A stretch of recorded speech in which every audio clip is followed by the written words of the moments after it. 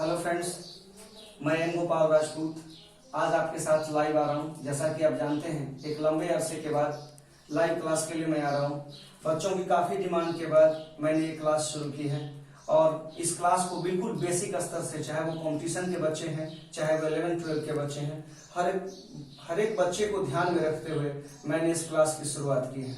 जैसा कि आप सभी जानते हैं कि इंग्लिश में जिस बच्चे को इंग्लिश ग्रामर नहीं आता, इसका मतलब उसे कुछ नहीं आता, क्योंकि इंग्लिश ग्रामर के बेस पर ही वो अपने सारे ग्रामेटिकल एरर्स को, इवन की ट्रांसलेशन भी अगर उनको बनाना है तो ट्रांसलेशन बनाने के लिए भी उन्हें ग्रामर की जरूरत पड़ती है, क्योंकि इसके स्ट्रक्चर्स, इसके रूल्स को ही पालन करके वो आगे बढ़ सकता है। इसलिए आज मैं ग्रामर की शुरुआत बिल्कुल बेसिक लेवल से कर रहा हूं, जिसमें हमारा पहला टॉपिक जो है वो हमारा सेंटेंस है। अब जहां तक आप सेंटेंस को समझने की कोशिश करिए कि सेंटेंस है क्या, तो सेंटेंस का मतलब होता है जब कई शब्द आपस में मिलते हैं, जब कई शब्द आपस में मिलते हैं और एक मीनिंगफुल अर्थ निकालते हैं, तो यह व्यवस्था सेंटेंस कहलाती है। इंग्लिश में जब इसको आप करोगे तो आपको पता होना चाहिए कि when A group of words comes together and gives a meaningful statement is called sentence. जैसा कि हम लोग बोर्ड पे आते हैं, मैंने यहाँ पे लिखा है कि सेंटेंस क्या है, तो सबसे पहले हम लोग सेंटेंस को एक्सप्लेन करेंगे। When A group of words comes together and gives a meaningful statement is called sentence।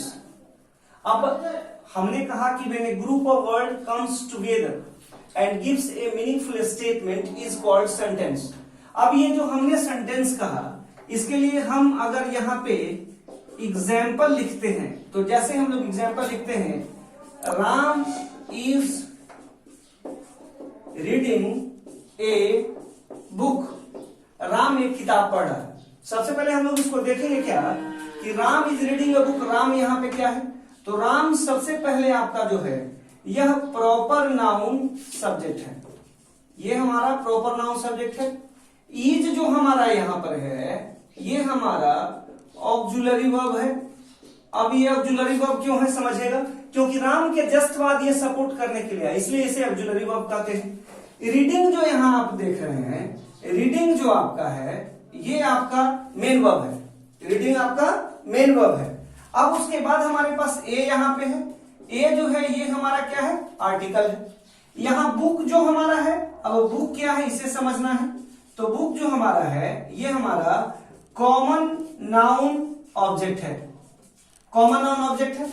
यानी अगर आप पूरे सेंटेंस को देखते हैं, पूरे सेंटेंस को, तो पूरे सेंटेंस को परिभाषित करने के लिए तीन चीजों की जरूरत पड़ती है। सबसे पहले सब्जेक्ट की जरूरत पड़ती है, सब्जेक्ट के बाद किसकी जरूरत पड़ती है, वर्ब की जरूरत पड़ती है, और वर्ब के बाद किसकी जरूरत पड़ती है, ऑब्जेक्ट की जरूरत पड़ती है। जैसा कि अभी मैंने लिखा है, यहां देखेंगे आप गौर से कि यहाँ पे प्रॉपर नाउन सब्जेक्ट के रूप में राम आया, इसके बाद आपका इज है, इज आपका ऑक्सिलरी वर्ब के रूप में आया, रीडिंग जो आपका है ये आपका मेन वर्ब के रूप में आया, और उसके बाद आपका आर्टिकल है, आर्टिकल यानी ये जो हमारा है ये हमारा इंडेफिनिट आर्टिकल है, ये हमारा क्या है, इंडेफिनिट आर्टिकल।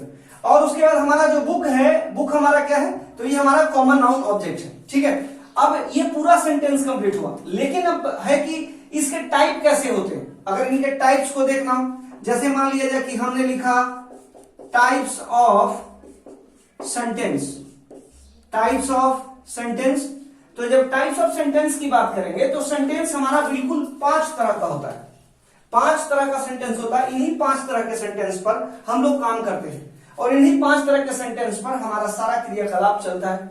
सबसे पहला जो हमारा सेंटेंस होता है, जिसे हम लोग जानते हैं, ये हमारा जो होता है इसको हम लोग बोलते हैं एसर्टिव सेंटेंस।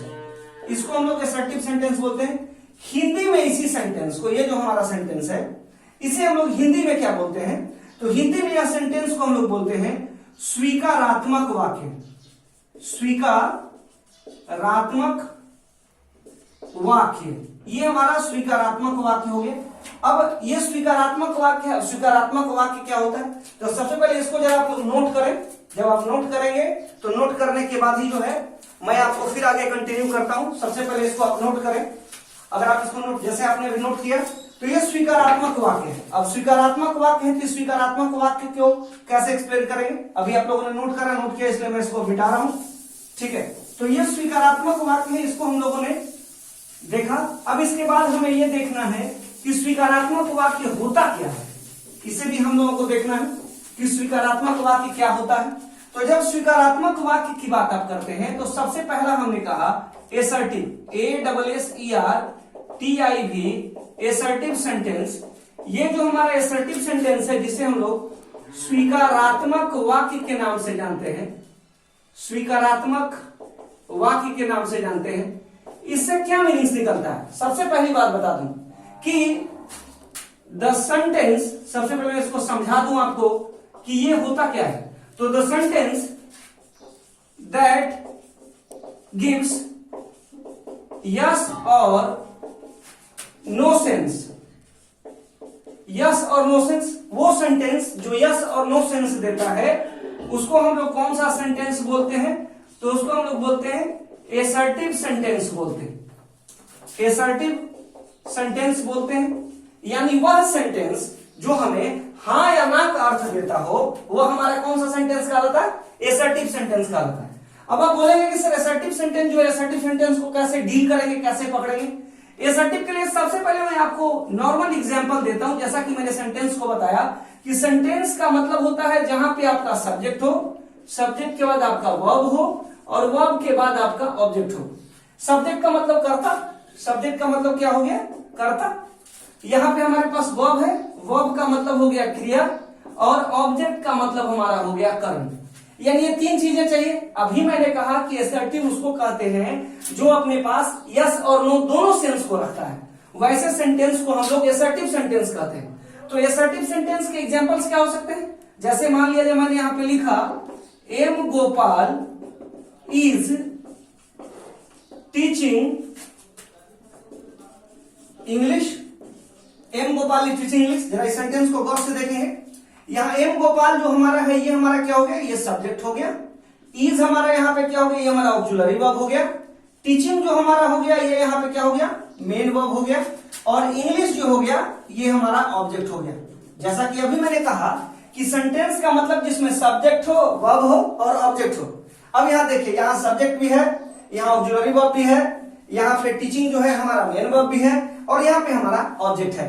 तो ये जो सेंटेंस बना, इस सेंटेंस से जो मीनिंग्स निकलेगा, ये हमारा यस का मीनिंग्स निकलेगा, यहां हमारा यस सेंस निकलेगा। आप देखिए, यहां पे हम अगर दूसरे सेंटेंस को लेते हैं, दूसरे सेंटेंस को जैसे हम लिखते हैं यहां पे कि Radha is not reading, Radha is not reading. Sentence को गौर से देखेंगे, यहां पे लगा हुआ क्या है, नॉट लगा हुआ। तो जब यहां पे नॉट लगा हुआ है, तो नॉट लगने की स्थिति में जाहिर सी बात है कौन सा सेंटेंस हो गया, निगेटिव सेंटेंस। यानी यहां पे ये हमारा जो है नो सेंस देगा, यहां पे ये हमारा क्या देगा, नो सेंस देगा। तो ये नो सेंस देगा। अब इसमें कैरेक्टर को देखेंगे तो राधा यहां पे क्या हो गया, सब्जेक्ट हो गई राधा। इज यहां पे क्या है, तो इज हमारा यहां पे ऑक्सिलरी वर्ब है। नॉट जो है ये हमारा क्या है, तो नॉट यहां पे एडवर्ब है। आप बोलेंगे एडवर्ब कैसे आया, तो जब दो वर्ब एक साथ आते हैं जिसमें एक ऑक्सिलरी होता है और एक मेन होता है, तो ऐसी स्थिति में एडवर्ब का पोजीशन उसके बीच में होता है। और रीडिंग जो यहाँ पे है, ये हमारा क्या हो गया, मेन वर्ब हो गया।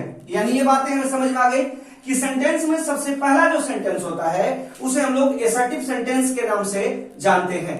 यानी एसर्टिव सेंटेंस कितने प्रकार का, दो प्रकार का। पहला जो एसर्टिव सेंटेंस हुआ, एसर्टिव सेंटेंस वो आपका यस सेंस वाला हुआ, और दूसरा जो एसर्टिव सेंटेंस हुआ वो नो सेंस वाला हुआ। ठीक है, तो आज की क्लास में इतना ही। Thank you.